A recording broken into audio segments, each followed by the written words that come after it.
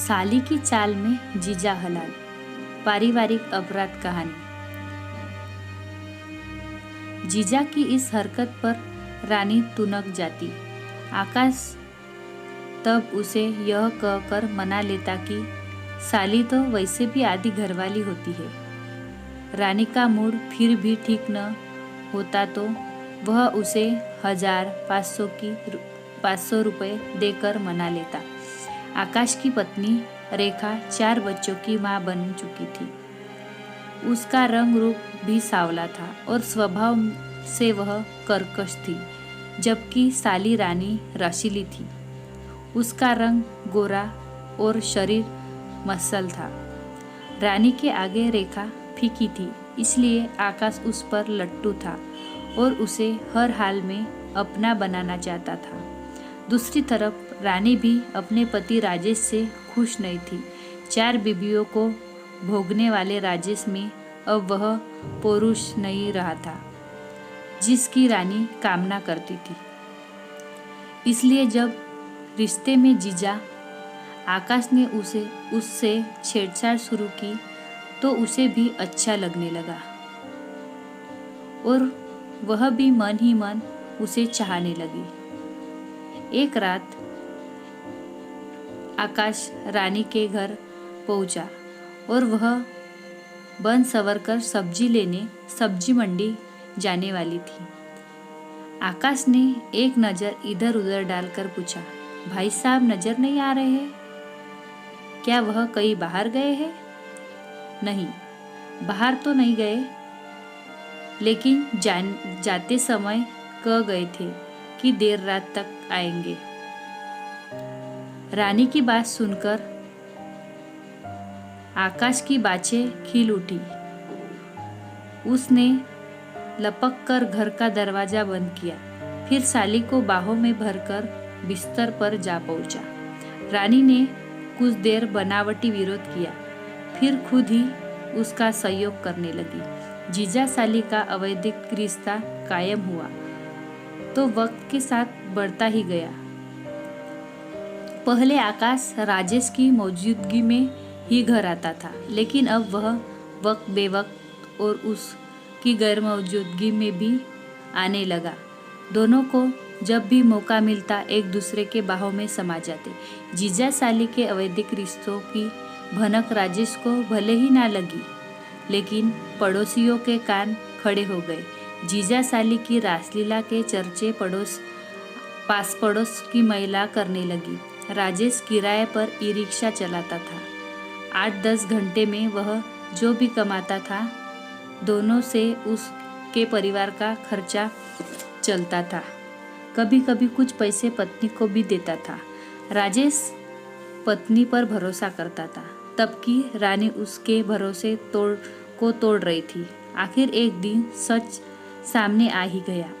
उस दिन सुबह सुबह रानी और पड़ोसन के बीच गली में कूड़ा फेंकने को लेकर तू मैं हो गई। लड़ते झगड़ते दोनों एक दूसरे के चरित्र पर कीचड़ उछाड़ने लगी। रानी ने पड़ोसन को बदचलन कहा तो उसका पारा चढ़ गया। अरे जा, बड़ी सती सावित्री बनती है, मेरा मुंह मत खुलवा। पति के काम पर जाते ही जीजा की बाहों में समा जाती है। खुद बदचलन है और मुझे कह रही है। दोनों महिलाओं का महायुद्ध थमने का नाम ही नहीं ले रहा था। संयोग से तभी राजेश आ गया। उसने अपनी पत्नी रानी और पड़ोसन को झगड़ते देखा और रानी को ही डांटा, आपस में झगड़ते तुम्हें शर्म नहीं आती? चलो घर के अंदर जाओ। रानी बड़बड़ाती पैर पटकती घर के अंदर चली गई। इसके बाद राजेश पड़ोसन से मुखातिल हुआ। रानी तो अनपढ़ गवार है, औरत है, लेकिन तुम तो पढ़ी लिखी हो। गली में सरेआम ये तमाशा करना अच्छी बात है?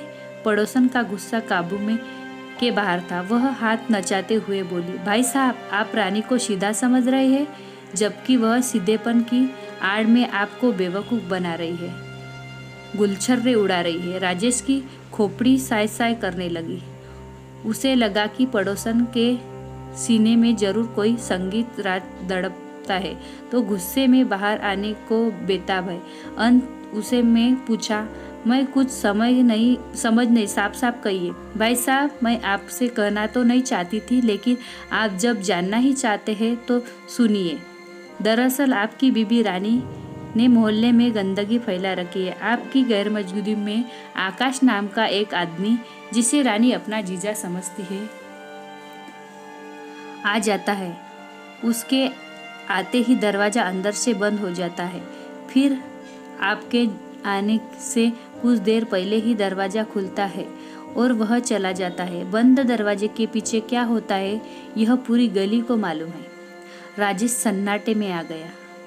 उसकी गैरमौजूदगी में रानी ऐसा भी कर सकती है, वह सोच भी नहीं सकता था। अपमान बोध तथा शर्म से राजेश का सिर झुक गया। वह बुझी सी आवाज में बोला, बहुत अच्छा किया आपने जो सारी बातें मेरे जानकारी में ला दी। राजेश की जानकारी में ऐसा बहुत कम हुआ था जब आकाश उसकी गैर मौजूदगी में आया हो।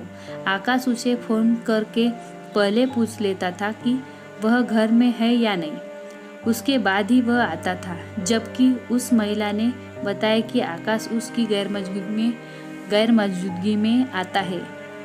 उसके बाद उसके आते ही रानी दरवाजा बंद कर लेती है। इसके बाद राजेश अपने घर में दाखिल हुआ और रानी को सीधे सवालों के निशाने पर ले आया। सुना तूने, पड़ोसन तुम्हारे बारे में क्या कर रही थी? हाँ, उसकी भी बात सुन ली और तुम्हारी भी सुन ली। रानी पति को ही आंखें दिखाने लगी। बड़े शर्म की बात है कि वो कल मुझ पर इल्जाम लगाती रही और तुम चुपचाप सुनते रहे। तुम्हें तो उस समय उसका मुंह नोच लेना चाहिए था। राजेश के सब्र का पैगाम छलक गया। वह दांत किटकिटाते हुए बोला, रानी यह बताओ, तुम पहले से झूठी और बेशर्म थी या मेरे घर आकर हो गई? रानी की घबराहट चेहरे पर तैरने लगी। वह बोली, तुम कहना क्या चाहते हो? तुम सच पर पर्दा डालने की कोशिश मत करो। बताओ, तुम्हारे और आकाश का चक्कर कब से चल रहा है? रानी पति के सवालों का जवाब देने के वजह खुद को सही साबित करने के लिए इधर उधर की बातें करती रही। पति का गुस्सा देखकर रानी समझ गई कि अगर उसने सच नहीं बताया तो राजेश पीट कर उसकी जान लेगा। अंत में उसने जमीन पर बैठकर हाथ जोड़कर कहा, अब बस करो, मैं सब बता देती हूँ। इसके बाद रानी का मुंह खुला। उसने सच्चाई तो बताई, लेकिन अपने चाल का पेच फंसा दिया। उसने आकाश से नाजायज रिश्ता तो मान लिया, लेकिन आरोप उसी पर ढकेल दिया। फिर वह उसे जबरदस्ती अपने हवस का शिकारी बनाता है। उसने इसलिए मुंह बंद रखा कि उन दोनों की दोस्ती न टूटे। आपको हमारी यह कहानी कैसे लगी हमें कमेंट कर ज़रूर बताएं। अगर आपको कहानी पसंद आई तो वीडियो को लाइक करें, चैनल पर नए हो तो चैनल को सब्सक्राइब करें। Thank you.